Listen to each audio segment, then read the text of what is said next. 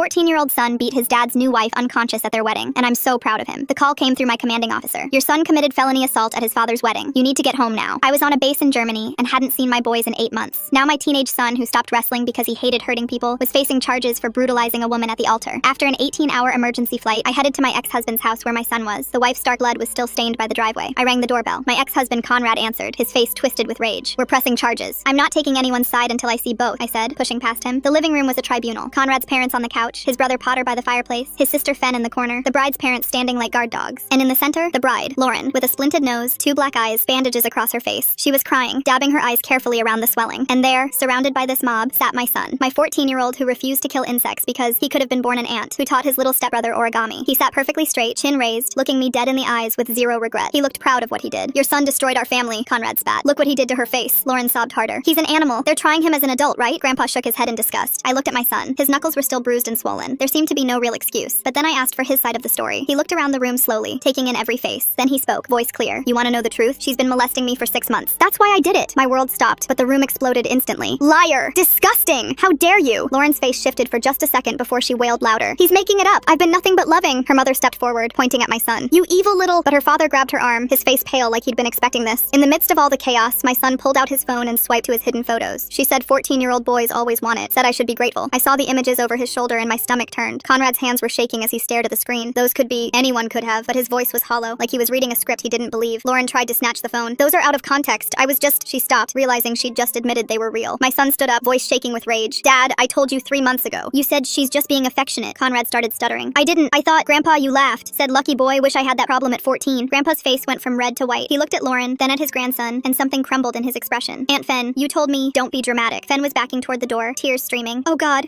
I thought you were just... Uncle Potter, you said I should be grateful. Potter had his head in his hands. Jesus Christ, I was joking. I didn't know she was actually... Grandma, you said boys can't be raped by women. Grandma collapsed into the couch, rosary beads in her hands, whispering prayers. Every single one of you told me to shut up about it. Lauren's parents were having a whispered argument. Her father hissed, not again, Patricia. You said she was better. The word again hung in the air. But that's not why I hit her, my son cut through. Everyone immediately froze. What do you mean that's not why? I asked. Last week I caught her coming out of Tommy's room at 2 a.m. He's 9. My blood went cold. Tommy was my ex-husband's 9-year-old son. Lauren's mask finally slipped completely. That little brat came on to me. Conrad grabbed her by the shoulders. What did you just say? For the first time, real fear flashed across her face. My son was crying now. Ugly, gasping sobs. The morning of your wedding, I begged you. You said not today. I knew nothing I'd say would stop her, so I stopped her the only way I could. My son then wiped his tears and ran upstairs. He came down carrying Tommy, who buried his face in his shoulder. Tommy, did Lauren touch you? The little boy nodded. Then he pulled up his pajama shorts, bruises on his inner thighs. Lauren's mother screamed at her daughter. You promised! You went to therapy! You promised this would never happen again! Lauren stood there, all pretense gone, her bruised face twisted in contempt. That's when my son spoke again. We're children, and every adult in this room chose her over us. I called 911 immediately. Lauren's family was begging me to talk, telling me they'd drop the charges, but I wasn't listening. Well, that's when Lauren ran to the bathroom. I don't know what she did in there, but I didn't care. 10 minutes later, she came out just as police were at the door. They took her away. I took my son Tommy and drove to my best friend's place. But 2 hours later, my phone rang. The detective's voice was serious. We need you at the station immediately. I drove with my stomach in knots. They led me straight to an interrogation room. Turns out, whatever Lauren planted on her phone in the bathroom had gotten me in hot water, and I was about to find out that monsters like her always have a backup plan. The detective walked me down a narrow hallway that smelled like old coffee and floor cleaner. He opened a door to a small room with just a metal table and 2 plastic chairs. He slid a manila folder across the table and told me to take a look. My hands were shaking as I opened it. Inside were screenshots from a phone showing text messages between me and Lauren. The messages showed me telling her she could handle my son however she needed to while I was deployed. One message said I trusted her judgment completely about discipline. Another said teenage boys needed firm boundaries, and I was counting on her to provide them. I stared at these messages I had never sent. My brain couldn't process what I was looking at. The timestamps showed these were from 3 months ago, right when my son first told Conrad about what was happening. The detective sat across from me, watching my face carefully. He explained they found these during their search of Lauren's phone after her arrest. He asked me directly if I had given Lauren permission to discipline my son physically. Then he asked if I had given her permission to engage in sexual contact with him as a form of teaching or punishment. I told him absolutely not, and that I had never sent those messages. I demanded to see my phone records from the carrier to prove it. He said they would need to keep my phone for comparison and forensic analysis. That's when it hit me that I wasn't just there as a witness anymore. They were investigating me as a possible accomplice. They took me to another room where a technician photographed my hands from every angle. Then they rolled each finger in ink and pressed them onto cards. The technician explained they needed to rule me out as an accomplice to the crimes. The word accomplice made my stomach turn over. Lauren was trying to drag me down with her by making it look like I knew and approved of what she was doing. For the next 3 hours, they asked me question after question about my relationship with Lauren. When did we first meet? How often did we communicate? What kind of conversations we had? Whether I knew about her methods with my son. They wanted to know every detail about our interactions. They asked if I had ever discussed discipline strategies with her. They asked if I had noticed any changes in my son's behavior. They asked why I hadn't come home sooner if I suspected something was wrong. Every question felt like a trap. Finally, they let me leave, but they kept my phone and told me not to leave town. I walked out of the station feeling like the walls were closing in. I drove straight to the law office of Casey Maplegrove, who my friend had recommended. Casey took one look at my face and immediately cleared her schedule. She sat me me down in her office and had me go through everything from the beginning. I told her about the wedding and what my son revealed and now these fake messages. Casey started typing rapidly on her computer while I talked. She immediately filed preservation orders with all the major phone carriers and social media companies. She explained that Lauren probably used spoofing apps or edited screenshots during those 10 minutes she was in the bathroom. Casey said we needed to get the actual phone records from the carrier to prove the messages were fake. She also filed requests for Lauren's search history to see if she had looked up how to fake text messages. Casey told me not to talk to the police again without her present. She said Lauren was clearly trying to muddy the waters and create reasonable doubt for her own defense. The next morning, Derek Oakridge from CPS showed up at my friend's house where we were staying. He needed to interview both boys separately as part of the official investigation. He was gentle with them, but very thorough in his questions. He had my son go through everything that had happened with Lauren from the beginning. My son told him about the first time she came into his room at night. He described how she would wait until Conrad was asleep. He talked about the threats she made if he told anyone. Derek wrote everything down carefully and had my son sign each page. Then Derek interviewed Tommy separately in another room. The little boy was scared, but he told Derek about the times Lauren came to his room. He showed Derek the bruises that were still healing on his legs. Derek took photographs of every mark and documented their size and color. Something feels really off about Lauren's bathroom trip. 10 minutes is a long time to just sit there while police are coming. Her mom's reaction about not again and therapy makes me wonder how many times this woman has done this before to other kids. He had a nurse practitioner come to do a full physical exam on both boys. After the interviews, Derek sat down with me to explain what would happen next. He was implementing a safety plan that would allow me supervised contact with both boys while the investigations continued. I would have to meet with them at the CPS office with a social worker present. It felt humiliating to need supervision to see my own son, but I agreed immediately because their safety was all that mattered. Derek explained that the criminal case against Lauren would move forward regardless of what happened with the investigation into me. He said the boys' disclosures were credible and consistent with abuse. The physical evidence on Tommy supported their statements, but he also warned me that Lauren's defense attorney would probably try to use those fake messages to claim I was involved, or at least negligent. Over the next few days, everything moved fast, but also painfully slow. Casey got the phone records from my carrier that proved I never sent those messages. The metadata showed they were created on Lauren's phone using a third-party app. Casey also found that Lauren had searched for how to fake text messages for court and spoofing apps that look real on her laptop the week before the wedding. The police detective called Casey to say they were no longer considering me a suspect, but I was still a key witness. My phone rang while I was still in the parking lot, and the screen showed a military number. Chandler Birchgrove from JAG was on the line telling me my security clearance was now under review due to the ongoing investigation. He said my emergency leave was extended, but I was placed on administrative hold, which meant I couldn't return to duty until this mess was cleared up. I sat in my car feeling like my whole career was falling apart while my kids needed me most. Casey called right after and said she'd gotten copies of those fake screenshots Lauren had shown the police. She was looking at them on her computer and immediately noticed the font was wrong for my phone model. The timestamp formatting didn't match either, and some of the messages had different spacing than others. She'd already called in Corey Cedarglin, who specialized in proving when digital evidence was fake. He was driving over to her office right now to examine everything properly. Meanwhile, Devin Pineshire from Victim Services called to say she'd arranged for Tommy to have a medical exam at the Children's Hospital that afternoon. I drove him there myself, but when we got to the exam room, they told me I had to wait in the hallway. Tommy looked so small walking in there with just the nurse and doctor. I paced that hallway for 3 hours, checking my phone every few minutes and trying not to think about what they might find. The nurse brought him juice boxes twice, and each time I caught a glimpse of him sitting on the exam table in a hospital gown. When they finally finished, Tommy came out holding a stuffed bear they'd given him and wouldn't look me in the eyes. Devin walked out with a thick folder of documentation and told me they'd found evidence consistent with his disclosure. My phone started buzzing with voicemails from Conrad, who was losing his mind about not being able to see Tommy. The safety plan required all visits to be supervised now, and he was screaming into my voicemail about how this was all my fault. First message, he blamed me for turning our son against Lauren. Second message, he blamed Lauren for being a predator. Third message, he blamed our son for ruining his wedding. Fourth message, he was back to blaming me for not warning him about Lauren, even though I'd literally just found out myself. His parents were calling too, but I deleted those without listening. Lauren posted bail that same day using her parents' money, and within hours her lawyer had filed a restraining order against me. The paperwork claimed I'd orchestrated the whole situation to get custody of Tommy, and that I'd coached my son to attack her. She was painting herself as the victim of a jealous ex-wife's scheme. Casey said this was typical predator behavior trying to flip the narrative. The next morning was my son's CPS interview with Derek Oakridge at the Children's Advocacy Center. My son sat in that little room with the cameras and told Derek everything in detail. He gave exact dates when he'd told his dad about the abuse 3 months ago. He remembered the specific words his grandfather used when he laughed it off. He knew what his aunt was wearing the day she told him not to be dramatic. He even remembered what TV show was on when his uncle said he should be grateful. Derek wrote everything down and created an official timeline of every adult who'd been told and failed to act. The safety plan they put in place meant both boys had to stay at my friend's house with me, only allowed there during approved hours. We set up a weird routine where I'd arrive at 7 in the morning to get them ready for school. I'd leave when they got on the bus and come back at 3 when they got home. I had to leave again at 8 every night, which killed me because that's when Tommy had the worst nightmares. My friend would text me updates about him crying for me, but I wasn't allowed to come back until morning. We lived like this for weeks, waiting for court dates and investigations to move forward. Then an email came from Tommy's school counselor that made me sick. She'd pulled his records going back a year and found clear changes starting 6 months ago, right when Lauren moved in. His grades dropped from A's to C's, and he'd gone from never missing school to having 12 absences. His teacher had noted he'd become withdrawn and stopped participating in class. Another teacher wrote that he'd started falling asleep at his desk. The counselor had even called Conrad about it, but he'd said Tommy was just adjusting to having a new stepmom. All these warning signs had been documented and ignored while that monster was hurting him. Casey forwarded me another development when the detective called her about finding a voice memo on Lauren's phone. It was supposedly me threatening to destroy her life if she married Conrad. The detective was sending it over for analysis, but warned it sounded pretty convincing. Casey immediately demanded the original file, not just a copy, so Corey could examine it properly. Corey got to work on the audio file as soon as it arrived at Casey's office. He pulled up the metadata first and found the file had been created just 2 days before the wedding. The wave patterns showed weird inconsistencies inconsistencies where background noise suddenly changed. He isolated different layers of the audio and found evidence of voice splicing where words had been cut from different sources and pasted together. The modulation patterns didn't match natural speech, and there were digital artifacts showing AI voice generation markers. Corey said he could prove in court that this audio was completely fabricated using at least 3 different source recordings and an AI voice tool. Casey immediately filed the evidence with the court and started the process to subpoena Lauren's phone carrier records. She explained that getting the actual call logs and metadata would take at least 3 weeks. Every single day felt like a month while we waited. I couldn't sleep properly knowing Lauren was still out there spreading lies about me. Casey kept reminding me that building a solid case takes time, but I was going crazy watching my life fall apart. 2 days into the wait, Casey forwarded me an email marked confidential from Lauren's father. He admitted that Lauren had an incident with a neighbor's child 5 years ago. The family had moved states afterward, and he wanted immunity before giving us more details. Casey said we'd need the prosecutor's approval for any immunity deal, which could take weeks. The restraining order hearing came up first, and I thought we'd finally get some protection. Casey argued that I'd never threatened Lauren and was only defending my son from abuse. The judge barely looked at our evidence before issuing mutual no-contact orders. He said given the serious allegations on both sides, he was being cautious. I wanted to scream that being cautious meant protecting children, not their abuser. Meanwhile, Tommy had his medical exam at the children's hospital. The doctor found evidence consistent with abuse, but used such careful medical language it made me sick. Terms like findings suggestive of trauma and injuries consistent with reported mechanism, instead of just saying what we all knew. The report would help our case, but it felt like nobody wanted to say the actual words. Then Casey got a call from a police officer who'd been reviewing body camera footage from the wedding. He'd found audio of Lauren talking to her mother after my son hit her. In the recording, you could hear Lauren saying, "Those photos shouldn't matter," before her mother shushed her. Casey immediately requested a copy and filed it as evidence in both cases. She explained her strategy was to defend me from the false accusations while keeping my son's assault case completely separate. 2 different legal tracks meant double the work and double the cost. She warned me this would be expensive and exhausting, but we had no choice. I'd already spent $8,000 and we were just getting started. That same week, I got formal notice from my military command. My security clearance was suspended pending the investigation outcome. Even if I was completely cleared, this would end any chance of promotion. 15 years of perfect service destroyed by one lying predator. My commanding officer called personally to say he believed me, but his hands were tied. Protocol required suspension for any accusation involving minors regardless of evidence. I'd gone from training soldiers in Germany to sitting in my friend's living room unemployed. Corey had finished his full analysis of the fake voice memo by then. Lauren's father suddenly having information about an old incident with a neighbor's child but wanting immunity first. That timing feels awfully convenient. Why didn't this come up when his daughter first got arrested instead of waiting until now to mention it? He found proof it was created using at least 3 different recordings spliced together. The digital artifacts showed clear evidence of AI voice generation software. The creation timestamp in the file's metadata was 2 days after Lauren claimed I'd left the message. He wrote up a detailed technical report that Casey said would demolish their evidence in court. But courts move slowly, and every day that passed was another day my kids suffered. CPS started their evaluation process for Tommy's placement since Conrad's parents had minimized the abuse. The caseworker interviewed family members to see if any relatives could provide a safe home. She mentioned they might need to consider therapeutic foster care if no family placement was appropriate. The thought of Tommy going to strangers made me physically sick. Conrad's sister called saying she'd take Tommy, but only if I admitted I was lying. His brother said the same thing. They all wanted me to confess to making everything up before they'd help. The CPS worker said their conditional offers showed they weren't suitable placements. She started looking at Conrad's extended family, but most lived out of state. 3 weeks into this nightmare, Conrad showed up at my friend's house demanding Tommy. My friend Sarah saw him pull up and immediately called the police while locking the doors. I grabbed my phone and started recording video from inside the living room window. Conrad was pounding on the door screaming that Tommy was his son. He said the safety plan was illegal and he had parental rights. Tommy was hiding in the bedroom closet crying and my son was trying to comfort him. The police arrived within 10 minutes, but Conrad had already kicked the front door hard enough to crack the frame. They made him leave but said without a restraining order they couldn't arrest him. Sarah had to pay for a new door and install security cameras that same day. Casey filed emergency paperwork for a protective order, but the judge wouldn't hear it for another week. Every night we'd hear cars slow down outside and wonder if it was Conrad coming back. Tommy started wetting the bed and having nightmares about Lauren coming to get him. My son stopped eating properly and lost 12 pounds in 3 weeks. The stress was destroying both kids while the legal system moved at a snail's pace. Casey kept saying we were building a strong case, but I could see my children falling apart. The phone records finally came back showing Lauren had never received any calls from my number, but her lawyer argued that didn't prove anything since I could have used a different phone. The prosecutor called a meeting 2 days later at the courthouse where he laid out my son's options while Casey sat next to us taking notes. He pushed papers across the table showing the assault charges could mean juvenile detention, but mentioned something called a diversion program. Casey leaned forward and started talking about counseling alternatives while my son sat there silent and pale. The prosecutor kept checking his watch like he had somewhere better to be. Casey pushed for therapy instead of any formal charges, and after 40 minutes of back and forth, they agreed to consider it if my son completed a written statement about everything. That night, my son sat at the kitchen table for 4 hours writing page after page about what Lauren did to him. His hand cramped up twice and he had to stop to shake it out. I made him hot chocolate, but he didn't touch it. When he finally finished, he had 12 pages front and back describing every single thing she'd done. He wrote about how she'd come into his room at night and touch him while he pretended to sleep. He wrote about the photos she made him take and how she said nobody would believe him. He wrote about catching her with Tommy and how he knew the wedding was his only chance to stop her. Reading it made me throw up twice in the bathroom while he slept on the couch. The next morning, we drove Tommy to the Children's Advocacy Center for his interview. The building looked like a regular house from outside with toys in the waiting room and bright paintings on the walls. They took Tommy back to a special room with cameras while I sat in the lobby watching other parents stare at their phones. The interviewer was trained to talk to kids about abuse without making it worse for them. I could hear Tommy crying through the door even though they said it was soundproof. After 2 hours, they brought him out and he wouldn't look at me. The interviewer pulled Casey aside and showed her the preliminary report on her tablet. The grooming pattern started 6 months ago with small boundary violations that got worse each week. Lauren had told Tommy it was their special secret and that bad things would happen if he told. The report documented bruising and multiple stages of healing and behavioral changes his teachers had noticed. Casey said this report alone would strengthen the criminal case significantly. That afternoon, the detective called me into his office and warned me about talking to Conrad's family. He said any coordination between witnesses could look like tampering even if we were just checking on each other. Casey told me all communication had to go through her office from now on to avoid any appearance of interference. She gave me a special email account to use only for case-related messages that she could monitor. 2 days later, Casey got a judge to sign an order for complete forensic imaging of Lauren's phone. The tech team would recover deleted files and hidden apps to find the real source of those fake messages. Lauren's lawyer fought it for a week, saying it violated her privacy, but the judge sided with us. The phone company finally sent over the complete records showing every call and text from my phone for the past year. Casey spread them out on her conference table and highlighted the relevant dates with a yellow marker. There were 0 messages to Lauren's number during any of the times she claimed I'd threatened her. Casey called it our first solid piece of evidence that she was lying about the threats. She filed it with the court that same afternoon while I sat in her office eating stale crackers from the vending machine. Corey called Casey's office the next morning with big news about Lauren's phone. He'd found a spoofing app hidden in a calculator folder that was installed at 11:47 p.m. the night of the wedding. That matched exactly when Lauren locked herself in the bathroom after we called the police. The app could fake messages from any phone number and make them look real in screenshots. Corey sent over the technical report showing the installation timestamp and app history. Casey immediately forwarded everything to the prosecutor, who called back within an hour. He said he was becoming less interested in pursuing any charges against me given the mounting evidence, but he wouldn't formally close the investigation yet because that's how prosecutors protect themselves from lawsuits. Casey said this was typical hedging, and not to worry about it, but I couldn't sleep anyway. 3 days later, my phone started blowing up with notifications from numbers I didn't recognize. Someone had leaked details about the case online and posted my name and photo on social media. The messages started nice enough with people saying they supported me, but quickly turned dark. Death threats filled my voicemail within hours. People found my work email and sent graphic descriptions of what they wanted to do to me. Someone posted my friend's address where we were staying and said they were coming to burn it down. Casey helped me screenshot everything and file police reports while we installed security cameras at my friend's house. The harassment got so bad I had to change my phone number twice in 1 week. My friend's kids were scared to go to the school because cars kept driving slowly past the house taking pictures. Casey hired a private security company to patrol the neighborhood and escort us to court appearances. The online mob had decided I was guilty without knowing any facts about the case. 3 days later, a letter showed up from Fenn with shaky handwriting saying she was sorry for not believing my son. Potter sent a text saying he wasn't picking sides but needed space from the whole situation. Conrad's parents completely stopped answering calls or messages like we didn't exist anymore. The family was splitting apart with everyone choosing their own way to handle the guilt. CPS came to my friend's house that week with paperwork about Tommy's placement. They said he needed to stay in therapeutic foster care and my friend's family qualified since they had the right training. Tommy would get to stay where he felt safe while getting help for what happened to him. The social worker brought toys and books to help him feel more at home. My friend's kids were being really gentle with him and teaching him card games. 2 weeks passed before Lauren's lawyer filed papers trying to get my son's photos thrown out as evidence. She claimed they were illegally obtained and couldn't be used in court. The motion meant my son might have to testify about how he got the photos. Casey immediately started preparing counter-arguments about why the evidence should stay. The hearing got scheduled for the following month with everyone required to appear. Meanwhile, my son had to go to juvenile court for the assault charges. The judge looked at all the evidence and offered him a diversion program instead of regular prosecution. He'd have to do therapy twice a week and 60 hours of community service at the animal shelter. If he completed everything successfully, his record would stay clean. My son nodded and signed the papers without saying anything. The military called me that same week about an administrative board hearing. They said the negative publicity from the case was affecting unit morale and base security. My security clearance was under review and they were questioning my humanitarian leave status. Why did Lauren wait until she was locked in the bathroom to install that spoofing app? That timing seems way too convenient, like she already had a backup plan ready to go just in case things went bad at the wedding. I had to submit pages of documentation explaining everything that happened. The hearing got scheduled for 3 weeks out with my career hanging in the balance. During the suppression hearing, the judge kept asking Lauren's lawyer to explain technical problems with her phone evidence against me. Corey had found timestamps that didn't match and metadata showing files were created after she went to the bathroom. The lawyer kept stumbling over his words, trying to explain the inconsistencies. The judge frowned and took notes while Lauren sat there looking nervous. Her bruises had faded, but she kept touching her face like they still hurt. After 3 hours of testimony, the judge said he'd rule within 2 weeks. CPS finished their investigation and officially found that Lauren had abused both boys. They also found Conrad guilty of failure to protect his children from a known threat. He got mandated to take parenting classes every week for 6 months. The safety plan got extended another 6 months with surprise home visits included. Conrad started showing up to the required classes without complaining. He sat in the back taking notes and asking questions about warning signs he'd missed. His anger was shifting away from us and toward Lauren as more evidence came out. He started sending short emails asking how Tommy was doing. One morning, I woke up to dozens of Facebook messages from accounts I didn't recognize. They were all saying horrible things about me and my son, but using details only Lauren would know. Casey documented every single message and tracked the IP addresses back to Lauren's apartment building. We filed contempt charges since she was violating the no-contact order through her friends. The judge scheduled an emergency hearing about possibly revoking her bail. Lauren showed up with a different lawyer who argued she couldn't control what her friends did, but Casey had proof she'd been logged into the fake accounts herself. My son started trauma therapy but wouldn't talk for the first 3 sessions. He just sat there drawing pictures of birds and trees while the therapist waited patiently. On the 4th session, he finally said one sentence about feeling dirty all the time. The therapist gave him special soap to use when the feelings got too strong. Week by week, he started saying a few more words about what happened. Sometimes he'd stop mid-sentence and go back to drawing birds. The therapist said this was normal and healing would take time. Tommy was doing better in his therapy using play dolls to show what happened. His therapist was documenting everything for the criminal case. My friend's family was being amazing with him, and he'd started smiling again sometimes. The military board reviewed all my documents and testimony from Casey about the false allegations. They decided to extend my humanitarian leave but put me on administrative duty when I returned. My security clearance stayed intact but would be reviewed again in 6 months. Conrad's parents finally sent one email saying they needed time to process everything. everything. They admitted they should have listened when my son first spoke up. Potter started texting again, asking if the boys needed anything. Fen sent gift cards for clothes and toys, but still couldn't face us in person. The family was slowly trying to figure out how to move forward with all this guilt. The school called me 3 days later about setting up my son's return. We sat in a conference room with the principal, 2 counselors, and the special education coordinator. They kept using words like trauma-informed approach and modified schedule while I filled out stacks of paperwork. My son would start with half days and work up to full-time over 6 weeks. A counselor would check on him every morning and afternoon. He'd get extra time for tests and could leave class if he felt overwhelmed. The principal assured me they'd keep everything confidential, but I knew how schools worked. By the time we left, I could already see teachers whispering in the hallway. That same afternoon, I checked my email and saw the promotion list had posted. I scrolled through 15 years worth of peers getting their names on there. Mine wasn't anywhere. My commanding officer had warned me this would happen, but seeing it made my chest tight. All those deployments, all those perfect evaluations, gone because of one incident that wasn't even my fault. I closed my laptop and tried not to think about the retirement points I'd never earn now. 2 days later, a certified letter arrived from Lauren's family's lawyer. They wanted us to sign NDAs or face a defamation lawsuit for $2 million. The letter claimed we'd damaged Lauren's reputation with false accusations. I immediately called Casey, the lawyer my friend had mentioned might help us. She laughed when I read her the letter. They're scared. This is desperation. Casey met me at a coffee shop that afternoon with a stack of her own papers. She'd already pulled Lauren's arrest record and the CPS reports. We're not signing anything that silences these boys, she said. I watched her highlight sections of their proposed agreement. Look at this clause. They want the boys to never speak about the abuse, even in therapy. She crossed out entire pages with a red pen. Over the next week, Casey went back and forth with their lawyers. They offered us $50,000 to drop everything, then $100,000, then $200. Each time Casey told them the same thing. My clients want justice, not money. Their lawyer got nasty, threatening to bury us in legal fees. Casey didn't even blink. Try it. I work on contingency for abuse cases. She slid a counter-proposal across the table. Criminal prosecution goes forward. No NDAs, no money changes hands. The lawyer's face went red, but he took the papers. Meanwhile, the prosecutor called with news about Lauren's case. She's been offered 18 months if she pleads to misdemeanor assault. I felt my stomach drop. Misdemeanor? She molested 2 children. The prosecutor sounded tired. Her attorney is good. They're claiming the evidence is circumstantial. He explained how Lauren's lawyer was filing motion after motion to get evidence thrown out. They wanted my son's photos excluded as illegally obtained. They claimed Tommy's testimony was coached. Every delay tactic in the book. We're looking at trial in 8 months minimum, he said. The court's backed up. 8 months of waiting, of legal bills piling up, of my son having to relive this over and over. That night around 11, my phone rang. Tommy's small voice came through. I can't sleep. She's in my dreams. I could hear him crying. I walked him through the breathing exercises his therapist taught him. In for 4, hold for 4, out for 4. We did it together for 10 minutes until his breathing steadied. Conrad got on the phone briefly. This happens every night now. He won't sleep in his own bed. I called Tommy's therapist first thing in the morning for an emergency session. She fit him in that afternoon. 3 weeks passed before my son's juvenile court date arrived. The judge reviewed his therapy attendance records and the reports from his counselor. My son had shown up to every single session. The judge approved his diversion program with conditions. 100 hours of community service at the animal shelter. Weekly therapy for a year. Monthly check-ins with a probation officer. No contact with Lauren or her family. My son nodded at each requirement. The judge reminded him this was his chance to avoid a permanent record. We started the community service that weekend. Watching my son clean kennels and walk dogs, you'd never know what he'd been through. The animals loved him immediately. Casey called the next morning with good news. I filed a motion to get Lauren's previous therapy records. Lauren's family fought it hard, claiming privacy rights. But Casey had found a precedent about pattern behavior in abuse cases. The judge sided with us. The records from her previous therapist in Michigan are being sent over. Casey's voice had an edge of excitement. There might be other victims. We'd know within 2 weeks what those records contained. That same day, I got called into my commander's office. The formal reprimand was waiting on his desk. Conduct unbecoming for the negative attention brought to the unit. It was the lightest punishment possible, but it still felt like a punch. My commander looked uncomfortable as I signed it. I fought for you. This was the best I could do. The reprimand would stay in my file forever. Any board that reviewed my record would see it. My military career had effectively ended, even if I could stay in. I walked out of his office knowing I'd never make rank again. The next few days blurred together with lawyer meetings, therapy appointments, and school conferences. Every step forward felt like 2 steps back. But we kept going because what else could we do? The boys needed normal as much as we could give them, even if normal now meant counselors and courtrooms and nightmares that wouldn't stop. Conrad started therapy 3 weeks later as part of his custody agreement with CPS. I got the report copy from my lawyer showing what he told his therapist. He sat in that office admitting he'd noticed Lauren getting too close to the boys months before the wedding. He'd seen her touching my son's shoulder too long and sitting too close during movie nights. The therapist wrote down every word and sent it straight to CPS as required by his treatment plan. Lauren's parents showed up at my lawyer's office the next week with their own attorney and a check. They wanted to settle Tommy's civil claim quietly without any court filing that would make headlines. The settlement papers guaranteed Tommy would have therapy paid through age 21 with no limits on sessions. Their lawyer made us sign papers saying we couldn't talk about the money to anyone ever. Lauren's lawyer stumbling through explanations about the phone evidence while she sits there touching her face seems like such a calculated performance. Makes me wonder if they rehearsed this whole nervous act beforehand to gain sympathy from the judge during the hearing. My son went back to the school with a safety plan the counselor helped us write. Kids whispered when he walked down the halls and some moved away from him at lunch. We practiced breathing exercises in the car before school, but some mornings he just sat there shaking. I'd have to call him in sick and we'd try again the next day. The prosecutor called me into her office to show me what they'd found in Lauren's sealed therapy records. 3 other kids from her past had made reports that got buried by different therapists. She withdrew the plea deal right there and said they were adding charges for each prior victim. Casey sat me down in her office with coffee and warned me what was coming. Lauren's defense attorney would attack everything about my military service and how I raised my son. We started doing practice sessions where Casey grilled me like I was on the witness stand. She made me answer the same questions over and over until I could stay calm no matter what she asked. Tommy's foster family sent updates through CPS saying he was doing better each week. He needed therapy twice a week and still had nightmares, but they were committed to keeping him. They told the social worker they'd adopt him if Conrad's rights got terminated completely. My son started his community service at the domestic violence shelter downtown. He helped sort donations and clean the playroom where kids stayed while their moms met with counselors. The coordinator said working there seemed to help him understand he wasn't alone in what happened. Other kids had been hurt too, and seeing them heal helped him believe he could heal. I sat at my kitchen table after the boys went to bed, surrounded by stacks of papers. Legal bills from Casey that ate up my savings and therapy schedules for both boys. Court dates circled on the calendar and CPS meeting notes scattered everywhere. The case would drag on for months more with depositions and hearings and evaluations. But tonight, my son was sleeping in his bed down the hall instead of juvenile detention. Tommy was safe with people who protected him instead of the house where nobody believed him. That had to be enough for now because it was all we had while we waited for the system to work. Thanks for letting me wonder along with you all today. It really makes you look at things a little differently. Until next time. And if you made it to the end, drop a comment. I love reading all your comments.